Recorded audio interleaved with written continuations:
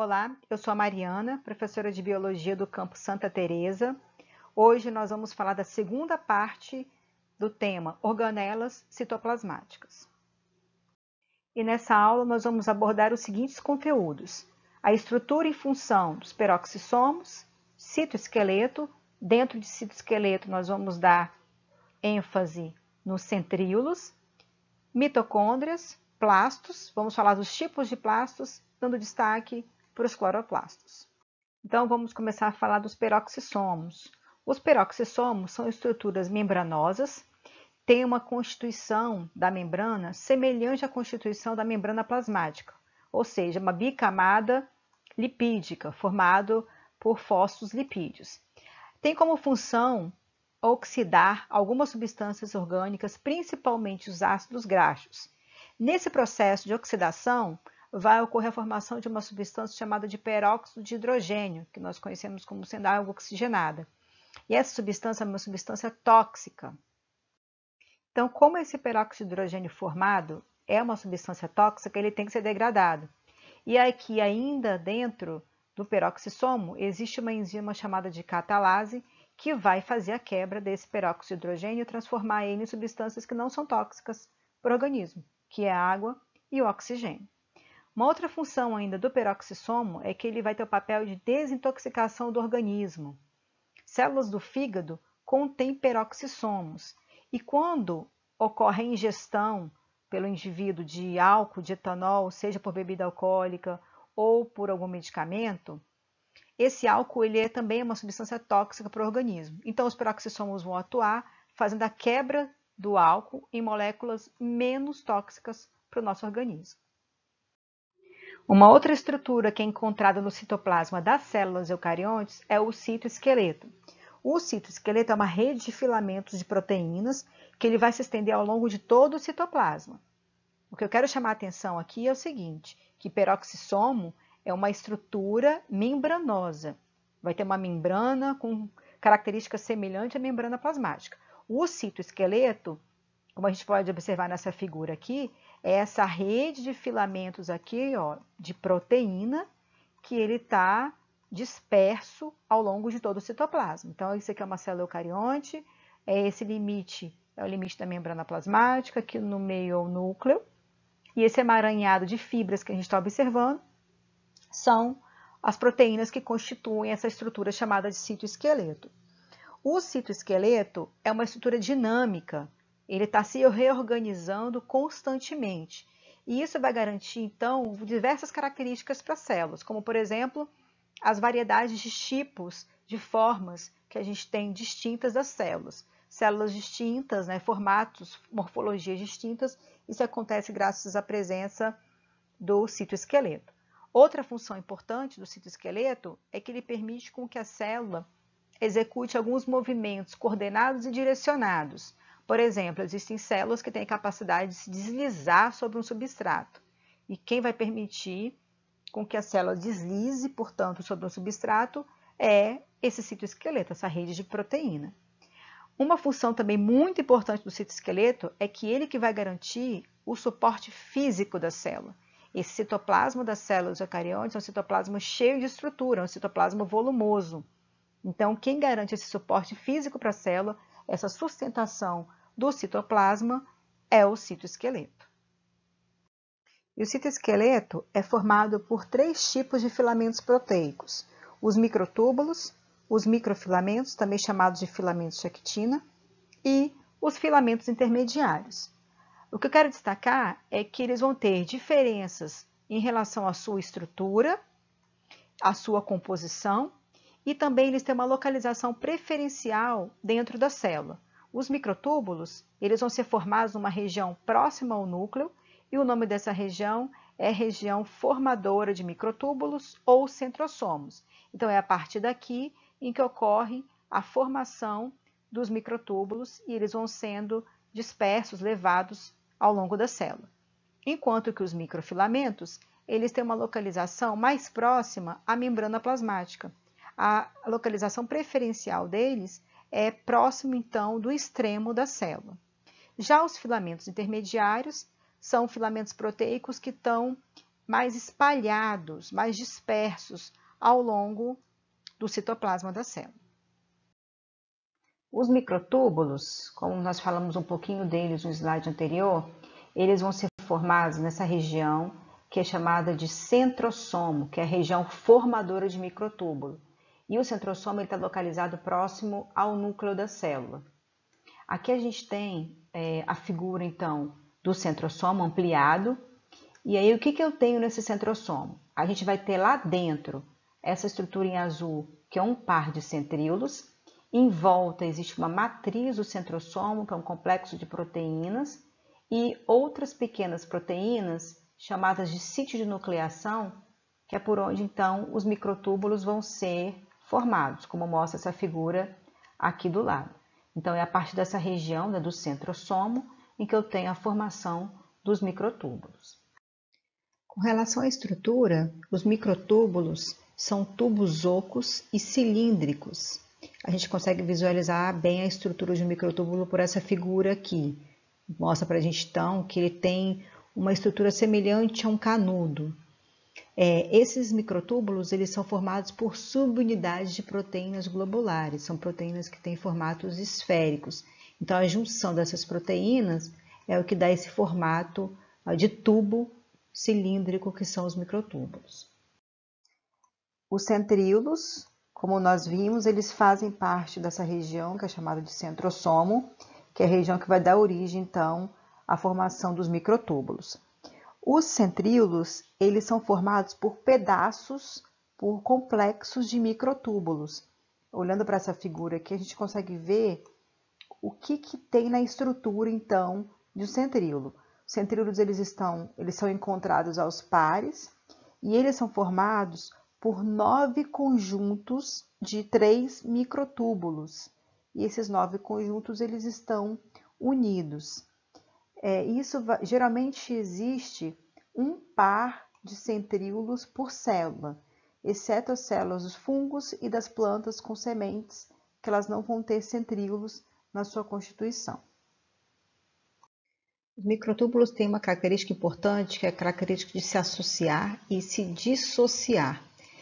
Por que isso vai ser importante para a célula? Isso vai garantir, então, com que algumas organelas elas sejam transportadas ao longo do citoplasma da célula. Então, como, por exemplo, as mitocôndrias, elas conseguem ter uma movimentação pelo citoplasma da célula e essa movimentação vai se dar pela associação e dissociação, pela formação e degradação dos microtúbulos. As vesículas, que também são formadas na célula, formadas lá tanto pelos retículos endoplasmáticos quanto pelo aparelho de Golgi, essas vesículas também têm locomoção, movimentação pela célula. E essa movimentação também vai se dar através dos microtúbulos. São eles que vão fazer essa movimentação das vesículas no interior do citoplasma. Outra função interessante também, que é devida a essa característica de associação e dissociação dos microtúbulos, é a formação do fuso mitótico no momento da divisão celular. Então, se a gente olha para essa figura aqui, a gente consegue observar a região aqui do centrosomo, tem 2 regiões formadoras de microtúbulo, que são os centrosomos, e daqui, então, partem várias proteínas que formam, então, o que a gente chama de fuso mitótico, e esse fuso mitótico é formado pelos microtúbulos, que vão ter a função de se agruparem ao material genético e depois fazer a distribuição correta desse material genético ao longo das novas células que são geradas desse processo de divisão celular. Por fim, outra função importante também dos microtúbulos é que eles garantem um posicionamento estratégico, um posicionamento regional das organelas dentro da célula. Se a gente olha para essa figura aqui, a gente consegue observar que o núcleo ele tem uma posição dentro da célula, ele vai estar agregado então ao retículo endoplasmático, que esse retículo vai se distribuindo ao longo do citoplasma da célula, e essa localização vai se dar pela presença dos microtúbulos que estão fazendo com que eles fiquem organizados em regiões específicas da célula. Assim como essa estrutura em amarelo que a gente tem aqui, que é o aparelho de Golgi, ele também tem uma localização específica dentro da célula, que fica próximo ao centrosomo, e isso é garantido também pela presença do microtúbulo. Então, esse microtúbulo faz com que a localização do aparelho de Golgi seja posicionada próxima ao centrosomo. Uma outra função dos microtúbulos é que eles vão formar os cílios e os flagelos. Cílios a gente pode representar aqui por duas figuras. Os cílios da traqueia do sistema respiratório humano, que são essas estruturas que a gente está vendo aqui em grande quantidade, ou ainda essas estruturas do protozoário, aqui seriam exemplos de cílios, enquanto que flagelo é essa estrutura comprida aqui, que está pertencente, que compõe o espermatozoide. O que eu quero destacar aqui é o seguinte, é que na formação dos cílios e dos flagelos, quem vai atuar de forma direta como centro organizador dos microtúbulos são os centríolos. Então, olha para cá. Aqui a gente tem o par de centríolos e a partir dos centríolos a gente tem a formação dos microtúbulos e essa estrutura aqui que vai dar origem, então, ao que a gente conhece como sendo os cílios. Lembrando que na região do centrosomo, a gente tem aqui dentro um par de centríolos. Eles formam os microtúbulos, mas de forma indireta, porque é essa região, na verdade, a região do centrosomo, que vai dar a formação, vai dar a origem dos microtúbulos. Aqui a gente já está falando o seguinte, que é de forma direta, não tem um centrosomo. Aqui vai ser o par de microtúbulos, o par de centríolos, desculpa, que vai dar origem, então, à formação de cílios e flagelos. A gente consegue diferenciar os cílios do flagelo nas seguintes características. Cílios geralmente são mais curtos e eles estão em grande quantidade na superfície da célula, enquanto que os flagelos são estruturas longas e geralmente são únicas numa célula. Flagelo tem a função, né, de garantir a locomoção da célula, enquanto que os cílios, no caso aqui do protozoário, ele tem a função também de garantir a locomoção para o protozoário ou ainda de captura de partículas alimentares. Enquanto que esses cílios da nossa traqueia, eles vão ter a função de fazer uma purificação, de pegar aquele muco que é formado, que está ali com células mortas ou com impureza, com restos de poeira, e fazer com que esse muco, então, ele seja levado até a nossa boca e expelido para a região externa, exterior do corpo. Então, cílios e flagelos, eles têm funções distintas, porém, a composição da estrutura interna deles, ela é semelhante, ela é idêntica. Como que é a formação por dentro, se a gente fizer um corte aqui de um cílio e um corte de um flagelo e for olhar no microscópio eletrônico, como que a gente visualiza essa estrutura internamente? A gente observa então que eles são formados por 9 duplas de microtúbulos periféricos, além de um par de microtúbulos que está no meio, que é central. Os microfilamentos, também chamados de filamentos de actina, são formados por monômeros, união de monômeros de actina, que é uma proteína globular, e essa proteína se organiza no formato que a gente chama de formato helicoidal, formato torcido aqui. Bem, esses filamentos garantem para a célula a morfologia ou o formato celular. A gente consegue observar que essa célula aqui se difere dessa, porque elas têm agregação, né, uma localização mais intensa de microfilamentos distintos. Então, eu vou ter formatos também distintos entre as células. Essa última célula aqui, ela tem essa concentração alta de microfilamentos nessa região, que muda a forma da célula, mas garante também para alguns tipos celulares, como o caso dessa célula, a movimentação, a locomoção da célula. A gente tem aqui um exemplo também da função de microfilamentos. Ele tem a capacidade de formar um anel contrátil no final da divisão celular, e esse anel então garante o estrangulamento das células, fazendo que a gente tenha depois, em seguida, duas células novas distintas. Por fim, os filamentos de actina, eles vão se associar a um outro filamento proteico chamado de miosina, e esse processo de associação de filamentos de actina com miosina é o que garante, então, com que a gente tenha a contração dos nossos músculos. Os filamentos intermediários, eles se assemelham a cordas, onde a gente tem vários fios longos, esses fios são trançados e eles proporcionam, então, resistência à célula. Então, a gente tem aqui a estrutura de várias proteínas, nesse caso aqui as proteínas são longas, são proteínas fibrosas, essas proteínas se associam e elas começam a se trançar e formam então a estrutura que a gente conhece como sendo o filamento intermediário. Como a gente pode ver nessa figura, os filamentos intermediários eles se distribuem ao longo de todo o citoplasma e eles formam uma estrutura em rede. Esses filamentos, como nós já vimos, eles são muito resistentes, têm aspectos de cabos e dessa forma eles vão garantir para a célula resistência em caso de algum estresse mecânico, como por exemplo quando a célula é distendida. Isso evita então com que a célula sofra uma ruptura. Se nós observarmos ainda nessa figura aqui, na periferia da célula existe uma região de encontro dos filamentos intermediários.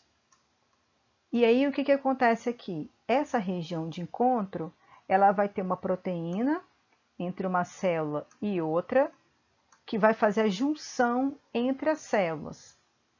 Essa junção também é chamada de junção intercelular e também quem está presente aqui são os desmossomos, que são proteínas que vão unir as células, a membrana plasmática de uma célula, a membrana plasmática de uma outra célula. E aí o que é interessante a gente observar? Que de forma indireta, os filamentos intermediários de uma célula vão estar unidos aos filamentos intermediários de uma outra célula. Bem, essa figura aqui, a gente observa então várias células, são células epiteliais do corpo humano. Nessa região aqui que eu estou marcando são os núcleos. E a gente tem aqui em azul a membrana plasmática, que é o limite de uma célula e outra. Em verde é para a gente observar como que os filamentos intermediários eles estão bem distribuídos ao longo do citoplasma. E nessa região aqui, ó, entre uma célula e outra, é quase imperceptível a gente ver que há diferença de um filamento de uma célula e outra. Então, mostrando, né, que essa junção intercelular ela faz com que os filamentos intermediários de uma célula e de outra sejam unidos de maneira indireta. Nessa outra figura aqui, né, a gente tem também, mais uma vez, uma célula aqui de um tecido da pele humana. Então, aqui a gente tem o núcleo da célula, a membrana plasmática, e aqui a gente consegue ver o feixe de filamento intermediário, a região, então, da junção intercelular, e aqui os filamentos intermediários de outra célula, mostrando que eles estão unidos, né, de forma indireta, e eles atravessam, então, portanto, o citoplasma, né, de uma célula e outra, inseridos, então, naquela região da junção intercelular, que a gente tem aquela proteína chamada de desmossomos. E existe uma mutação genética em humanos que interrompe a formação correta dos filamentos intermediários da pele, da epiderme. Assim, as células da pele elas ficam extremamente vulneráveis a lesões mecânicas, até mesmo uma leve pressão sobre a pele pode levar à ruptura das células da epiderme e consequente formação de bolhas na pele e feridas. A figura 1, essa figura A aqui, ela mostra para a gente então as células epiteliais nessa região e essas células então elas estão organizadas de forma normal, de forma correta. Elas estão íntegras. Então, aqui estão as células epiteliais organizadas. Essa é uma figura de uma amostra de pele vista pela microscopia óptica. Nessa outra figura aqui, já é uma amostra de pele de uma pessoa que tem o gene mutante e, portanto, vai ter a falha na formação dos filamentos intermediários do tecido epitelial. O que a gente observa aqui? É que ocorre, então, uma desorganização das células epiteliais, as células não estão íntegras, não estão organizadas, e aí ocorre a formação, que é esse espaço branco aqui, de uma bolha, porque houve, então, uma ruptura, né, dessas células epiteliais, o tecido, aqui logo abaixo, que seria o tecido basal, então, consequentemente, ocorre a formação dessa bolha nessa região aqui da pele. Então, essa má formação dos filamentos intermediários causado por esse gene, por essa mutação genética, vai levar a uma doença conhecida como epidermólise bolhosa simples, que é a formação, então, de bolhas na pele da pessoa que tem essa mutação genética, devido à lise e à quebra das células epiteliais.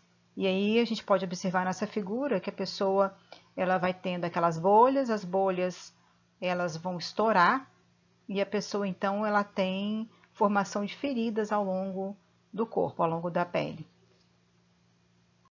Uma outra estrutura do citoplasma, uma outra organela que nós vamos estudar agora são as mitocôndrias. As mitocôndrias são organelas membranosas, são envoltas também por membrana, e essas estruturas são responsáveis pelo processo de respiração celular aeróbica. A grande importância desse processo de respiração é que ele que vai garantir a produção de energia para as células e, consequentemente, para os organismos vivos. Com relação à estrutura, as mitocôndrias apresentam membrana dupla, e essas membranas elas são lipoproteicas. A membrana externa é uma membrana lisa, contínua, semelhante à membrana plasmática, enquanto que a membrana interna é uma membrana que apresenta dobras, e essas dobras são conhecidas como cristas mitocondriais. O espaço interno da mitocôndria, esse espaço interno aqui, ele é preenchido por um líquido, esse é um líquido, um fluido, que ele é viscoso, chamado de matriz mitocondrial, e nessa matriz mitocondrial a gente encontra os ribossomos, que são as estruturas responsáveis pela produção, pela síntese de proteínas, e além disso, aqui na matriz mitocondrial de mitocôndria, a gente encontra uma molécula de DNA, que é o DNA próprio da mitocôndria. E o surgimento de novas mitocôndrias vai ser por um processo de autoduplicação. Então, tem que existir uma mitocôndria pré-existente, e essa mitocôndria, então, passa por um processo chamado de fissão, ela vai se dividir e vai dar origem a duas novas mitocôndrias. Então, assim que é o processo de formação de novas mitocôndrias. Nessa figura aqui, a gente tem o processo final já da formação de duas mitocôndrias, mostrada por uma fotografia de microscopia eletrônica. E um fato interessante sobre as mitocôndrias é que, em animais, elas sempre têm origem materna.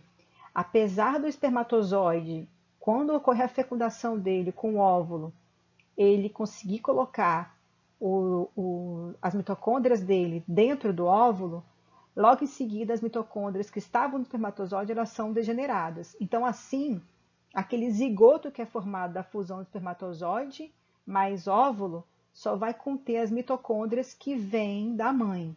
Eu não tenho mitocôndria vinda do pai. Então, o DNA que a gente carrega no nosso núcleo, no núcleo da célula, é um DNA que vem tanto do pai quanto da mãe. Enquanto que as mitocôndrias e, consequentemente, o DNA que está dentro delas, ele sempre vai ser de origem materna. O pai não tem contribuição, portanto, na herança das mitocôndrias.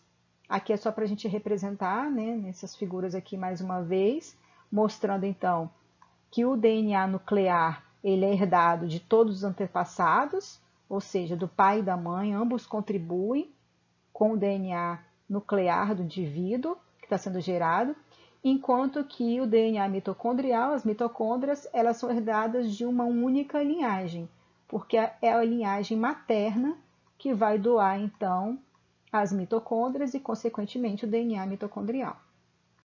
E finalizando a nossa aula, vamos falar agora dos plastos, que também são estruturas membranosas e são encontrados em plantas e em algas. Existem três tipos principais de plastos: os leucoplastos, os cloroplastos e os cromoplastos. Os leucoplastos são estruturas incolores, não têm pigmentos, e eles são responsáveis pelo armazenamento de amido e óleo, principalmente nas raízes. Os cloroplastos contêm um pigmento chamado de clorofila, que vai garantir a cor verde de folhas e caules, e esses cloroplastos são essenciais, são a sede da produção de matéria orgânica para a planta, que é chamado então esse processo de fotossíntese. Por fim, a gente tem aqui os cromoplastos. Cromo significa cor, e essas estruturas são responsáveis pela coloração amarelada, alaranjada, avermelhada de flores, frutas, algumas raízes e também daquelas folhas que acabam ficando mais velhas, que vão envelhecendo na planta. Então, nosso destaque vão ser os cloroplastos. A estrutura do cloroplasto, ele tem 3 componentes principais. O primeiro componente é o envelope, e o envelope ele é formado por 2 membranas, uma membrana interna e uma membrana externa.